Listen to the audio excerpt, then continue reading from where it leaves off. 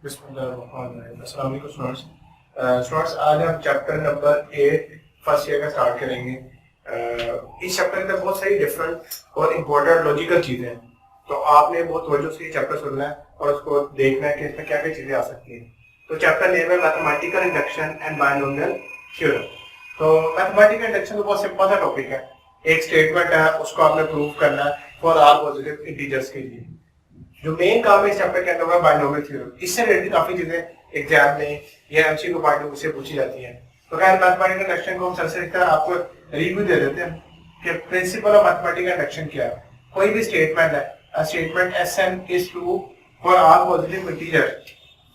All positive integers को हम लिखते हैं z प्लस, या फिर सारे के सारे नेचुरल नंबर जो वो क्या कहलाते हैं, ऑल पॉजिटिव इंटीजर्स कहलाते हैं। अच्छा, if and only if this statement is true, if and only if number one, Sn is true for n is equal to 1। इसका मतलब क्या है कि S1 is true, S1 is true। पहली बात तो ये हो। दूसरी बात हम ये टेस्ट करते हैं, हम दूसरे स्टेप पे सपोज कर लेते हैं कि Sn is true for n is equal to k। इसका मतलब क्या है कि Sk is true, और हम अगर ये n is equal to 1 के लिए ट्रू है, n is equal to k के लिए ट्रू है, तो k के बाद जो वही नेक्स्ट इंटीजर होगा अगर हम उसके लिए भी साबित करते हैं कि ये ट्रू है, तो फिर ये this is true for all positive integers.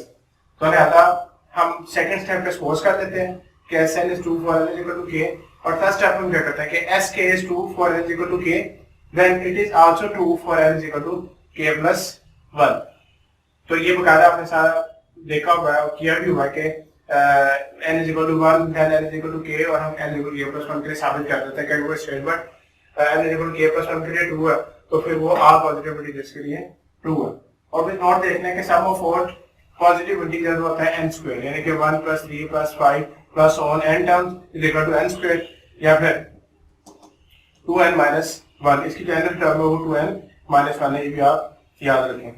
Next word हमारा जो असल टॉपिक है वो बायनोमियल थ्योरम।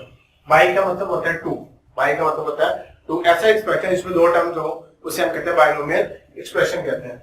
मतलब फॉर एग्जांपल हमारे पास अगर एक एक्सप्रेशन है 2x plus 3, ये बायनोमियल एक्सप्रेशन है। 4a plus 9b, ये बायनोमियल एक्सप्रेशन है।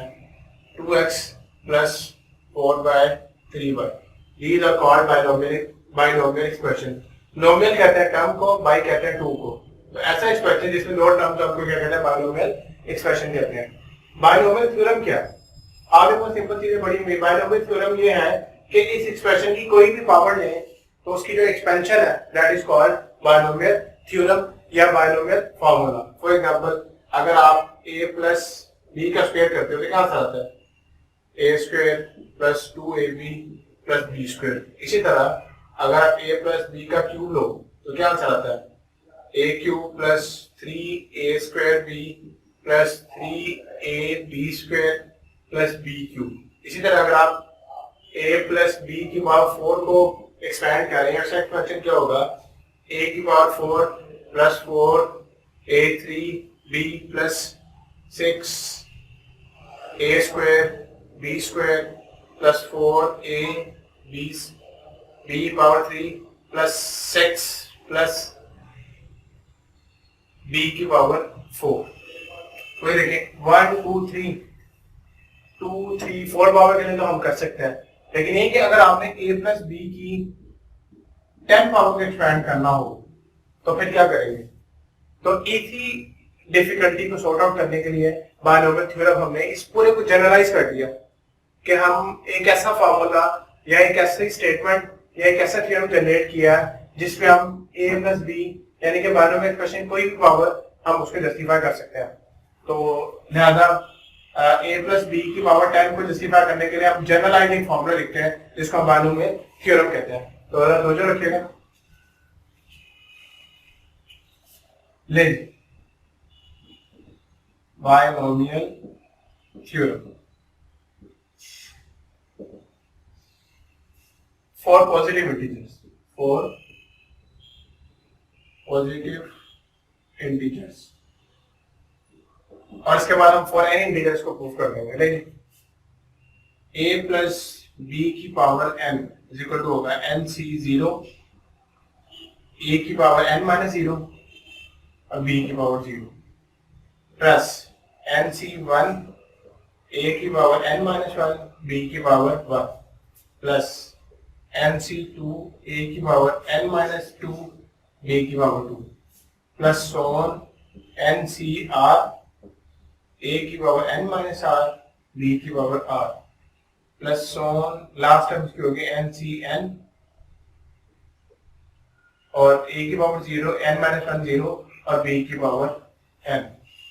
लेट्स नोट्स ये हमने एक एक्सप्रेशन लिखा है जिसको हम कहते हैं बायनोमियल थ्योरम कहते हैं। दो टर्म्स है nc0 a की पावर n b की पावर 0 प्लस nc1 a की पावर n माइनस 1 b की पावर 1 प्लस nc2 a की पावर n माइनस 2 b की power 2 plus nc so on ncr a की power n minus r b की power r plus so on ncn और b की power n। Let's note जब आपने ये statement लिखी, ये थ्योरम स्टेटमेंट लिखी, तो इसमें कुछ की पॉइंट्स है जो आपको पता होना चाहिए। तो सबसे पहली बात कि आप ये चीज नोट करें कि जब आप बायनोमियल कोई भी एक्सप्रेशन है, बायनोमियल एक्सप्रेशन की पावर एक्सपैंड करते हैं तो आपको जो टोटल नंबर ऑफ टर्म्स होती है वो मोर देन इंडेक्स होती है। यहाँ पे n इज कॉल्ड इंडेक्स, तो जो टोटल नंबर ऑफ टर्म्स है अगर पावर 2 है तो 1 2 3 टर्म्स है, अगर पावर 3 है तो 1 2 3 4 टर्म्स है, और अगर पावर 4 है तो 1 2 3 4 5 टर्म्स है। पहली बात ये। फिर दूसरी बात ये कि हर टर्म के अंदर जो हाईएस्ट पावर है, जो पावर बनती है वो इंडेक्स से इक्वल है। यहाँ पे 2 इसकी पावर 1 प्लस 1 होगी 2 इसकी पावर 1 2 ऑलरेडी। यहाँ पे एक्सप्रेशन में देखें इंडेक्स क्या है 3, तो a स्क्वायर और b की पावर 1 पे ऐड करें तो इंडेक्स कितना आता है 3 आता है। इसी तरह इस क्वेश्चन में हम देखें तो जो टोटल नंबर ऑफ टर्म्स, पहली बात की पॉइंट्स, जो टोटल नंबर ऑफ टर्म्स है वो यहाँ पे टर्म्स टोटल टर्म्स कितनी होगी स्टूडेंट्स,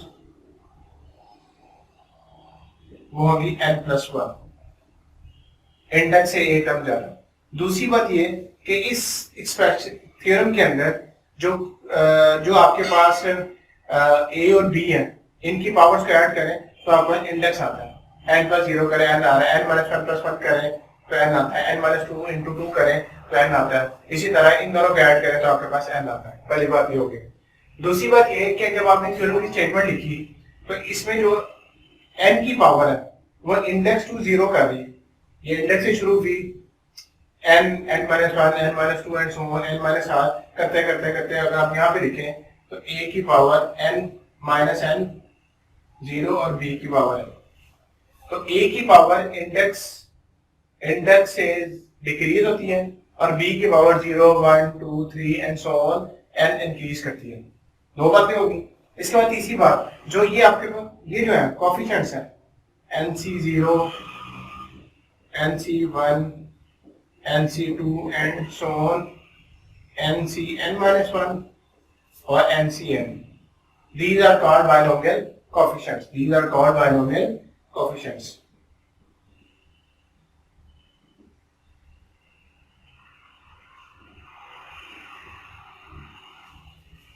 जी, अब दूसरी बात सुने। इसके बाद जो सम ऑफ बायनोमियल कोएफिशिएंट होता है, कुछ नोट सुन लें, nc0 plus nc1 plus nc2 so on ncn is equal to होता है 2 रेज़ टू पावर n। कोई भी एक्सपेंशन दिया होगा, आपसे पूछेगा कि बताइए इसका सम ऑफ बायनोमियल कोएफिशिएंट्स क्या है, तो उसका फॉर्मूला है 2 रेज़ टू पावर n। दूसरा पॉइंट nc0, इसमें 0 2 4 6 एंड सो ऑन n ये इवन कोएफिशिएंट्स हैं और 1 3 5 and so on n minus 1 वो आपके पास क्या ऑड।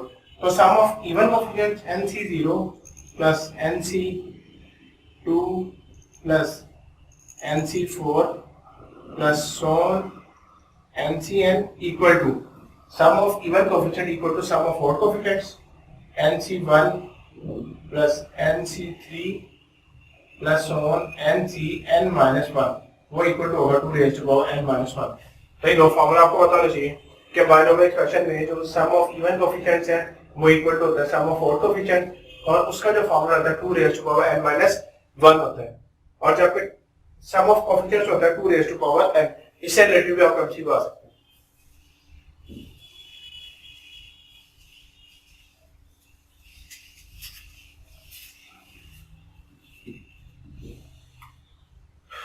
नेक्स्ट वर्स, उसके बाद आपको कुछ बेसिक रिजल्ट्स पता होना चाहिए। एनसीआर क्या होता है वो आपको पता होना चाहिए। NCR by definition factorial N over R factorial into N minus R factorial, ऐसे लिख लें, या फिर ये इसके इक्वल होता है N into N minus one N minus two so N minus R plus one over R factorial. अच्छा, एक और बात सुने, बाइनोमियल के अंदर जो पहली टर्म का कोएफिशिएंट है वही लास्ट टर्म का कोएफिशिएंट होगा, जो सेकंड टर्म का कोएफिशिएंट है वही सेकंड लास्ट टर्म का कोएफिशिएंट होगा, इसलिए जो पिछली टर्म होगी वो एनसीएन माइनस वन होगी, यानी कि एनसीआर एनसी जीरो और एनसी एन ये इक्वल होंगे। इसी तरह एनसी वन और एनसी एन माइनस वन ये इक्वल होंगे आपके पास। तो सेकंड टर्म का कोएफिशिएंट और सेकंड लास्ट टर्म का कोएफिशिएंट सेम होगा, थर्ड टर्म का और थर्ड लास्ट टर्म का कोएफिशिएंट सेम होगा। इसका मतलब है कि coefficient from the beginning and from the last या फ्रॉम द एंड वो हमेशा क्या होते हैं, सेम होते हैं। उसके बाद आपको एक ये पता हो कि एनसीआर इसके इक्वल होता है, और अगर हम इसको फॉर एग्जांपल कोई भी इक्वेशन सॉल्व करते हैं 5c2 करते हैं आप लोग मिसाल के तौर पर, बाकी इसका आपको पता होना चाहिए कुछ एक्सप्रेशंस। nc0 ये 1 होता है, nc1 ये आपके पास n होता है, और nc2 ये आपके पास होगा n into N minus one over two factorial. ये आपको पता हो ये आए कैसे, मतलब देखने फॉर एग्जाम्पल अगर आप करते हैं 5c2 का हल करते हैं तो by definition 5 factorial over 2 factorial 5 minus 2 3 factorial. तो अगर आप इसको ओपन कर रहे हैं तो ये किसके इक्वल होगी, 5 4 3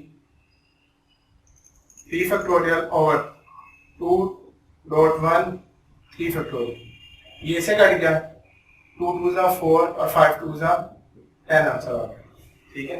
5c2 और 5c3 और 5c3 इसको हल करें जरा, 5 factorial over 3 factorial 5 minus 3 2 factorial, तो 5 4 3 ओवर 3 फैक्टोरियल इंटू 2.1,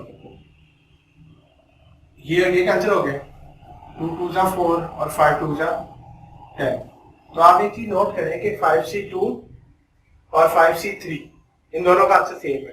तो हम जनरली कॉम्बिनेशन के अंदर हम एक चीज डिसाइड कर लेते हैं कि NCR और NCN माइनस आर ये इक्वल होंगे, यानी कि फॉर एग्जांपल अगर आपने 10c7 निकालना है 10c7 तो आप कितनी टर्म लिखेंगे, 10 लिखेंगे, 10c7 इक्वल टू होगा 10c3 के। इसका मतलब क्या है कि ऊपर 3 टर्म लिखें 10 9 8 और नीचे 3 2 1 लिखें, ठीक हो गया। यानी कि 5 से 3 को हल करने के बजाय इसके हम इतने ज्यादा टर्म लिखे, हम क्या करेंगे, हम इसको ऐसे कर लेते हैं कि 5 4 3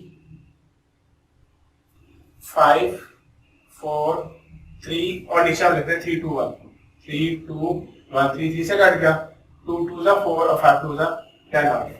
तो रहता है एक तो आपको ये पता होना चाहिए कि NCR और NCN माइनस आर इक्वल होते हैं, और इसी तरह इनको कहते हैं कॉम्प्लीमेंट्री कॉम्बिनेशन, इनको कहते हैं कॉम्प्लीमेंट्री कॉम्बिनेशन।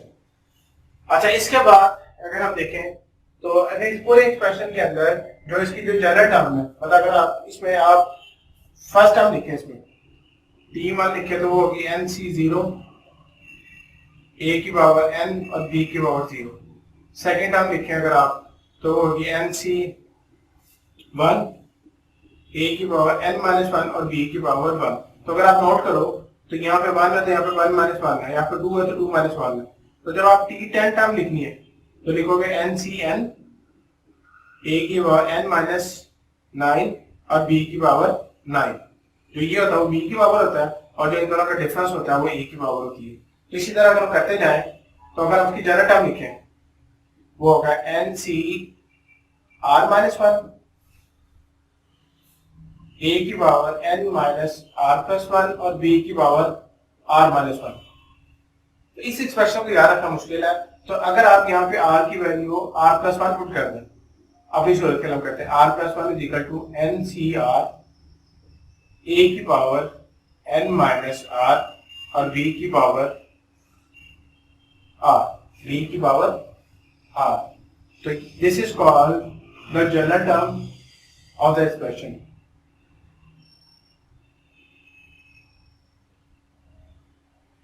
इस जनरल टर्म की वजह से with the help of this general term हम बहुत सारी चीजें फाइंड आउट कर सकते हैं. Coefficient of independent of X हम भी निकाल सकते हैं, कोएफिशिएंट ऑफ एक्स की पावर 10 भी निकाल सकते हैं. मतलब बहुत सारी चीजें हम इससे फाइंड आउट कर सकते हैं. तो एग्जांपल देखें, एग्जांपल से आपको क्लियर होगा.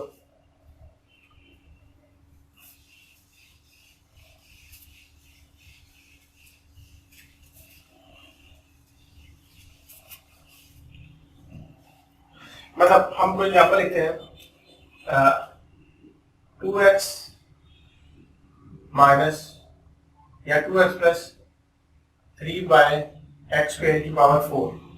तो अगर एक्सपेंशन बोले तो क्या बनेगा 4c 0. मतलब अगर आपकी जनरल टर्म लिखें, जनरल टर्म का फॉर्मूला क्या है, r plus one is equal to N C R A की पावर n माइनस आर और b की पावर r. तो इसमें a आपके पास क्या है, a जो है हमारे पास 2x है, b हमारे पास 3 बाय एक्स स्क्वायर है. अगर यहाँ पे माइनस 3 करते हैं तो b आपके पास माइनस 3 बाय एक्स स्क्वायर होगा और उसके बाद n आपके पास क्या है 4 है और r चूंकि वो जनरल टर्म है तो r हम उसको यूज करेंगे. तो अगर आप इस एक्सप्रेशन में नोट करें, पहले देखें कि इस एक्सप्रेशन की टोटल नंबर ऑफ टर्म्स कितनी होगी. 4 प्लस 1 5 टर्म होगी.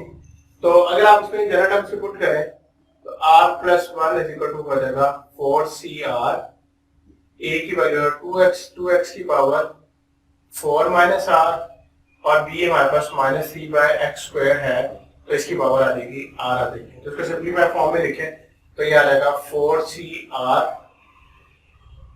इनटू 2 की power 4 minus r into x की power 4 minus r into minus 1 की पावर r इनटू 3 की पावर r इनटू x की पावर 2 है तो 2r हो जाएगी. तो ऊपर ले आएंगे तो x की पावर माइनस 2r होगी. तो अब इसको हम लिख सकते हैं 4cr इनटू 2 की power 4 minus r into x की पावर 4 माइनस r और माइनस 2r कितनी बनेगी माइनस 3r और माइनस 1 शुरू में लिखते हैं आप माइनस 1 की पावर r, उसके बाद 3 की पावर r. ये इसकी जनरल टर्म आ गई. अब with the help of this आप इसकी कोई भी टर्म निकाल सकते हैं. यानी कि अगर हम r इक्वल टू 2 पुट करें इसमें तो rt 2 प्लस 1 इज इक्वल आ जाएगा माइनस 1 की पावर 2 4c2 2 की पावर 4 माइनस 2 2 x की power 4 minus 3 to the 6 into 3 की पावर 2. तो इसको अगर सिंपलीफाई करें तो ये आ जाएगा 1 आ जाएगा, ये आ जाएगा 4 into 3 into 2 dot 1 into 4 into x की पावर माइनस 2 और 3 की power 2 9.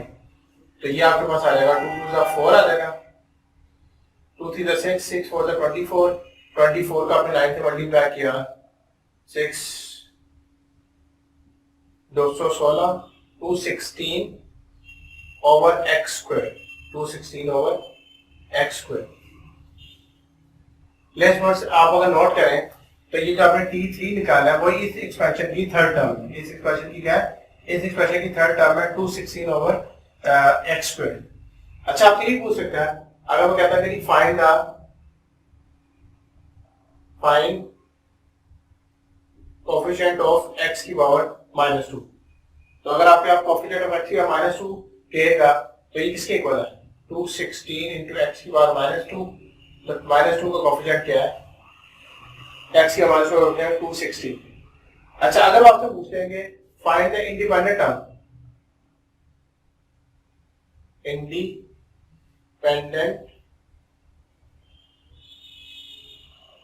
independent term of x. Independent term of x का क्या मतलब है कि x की पावर 0 हो तो बताएं फिर क्या आंसर होगा.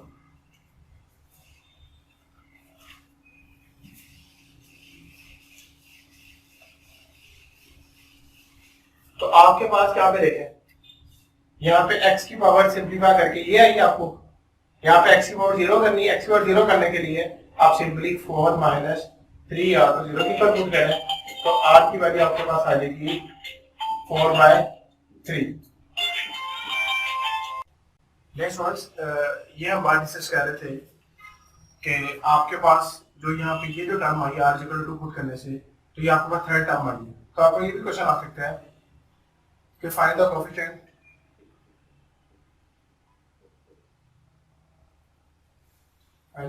Of x raise to -2। तो ये देखिए आपने x स्क्वायर तक कांस्टेंट निकाला, इसको ऊपर ले आएंगे तो इसका जो कोएफिशिएंट होगा वो ये होगा 216 होगा। तो इसके बाद इस नेक्स्ट वीडियो में एक तो हम ये डिस्कस करेंगे कि अगर पावर इवन है तो टोटल नंबर ऑफ टर्म्स कितनी है, उसकी मिडिल टर्म कौन सी होगी, और the term from the end. मतलब जब कभी कोई क्या देता है कि find the fourth term from the end, start से कोई टर्म किया तो हम उसको आसानी से फाइंड आउट कर सकते हैं, लेकिन ये कि अगर कोई टर्म एंड से कह दे तो उसके लिए क्या फॉर्मूला है वो हम नेक्स्ट वीडियो में डिस्कस करते हैं। Thank you very much for the listening. अल्लाह हाफिज़।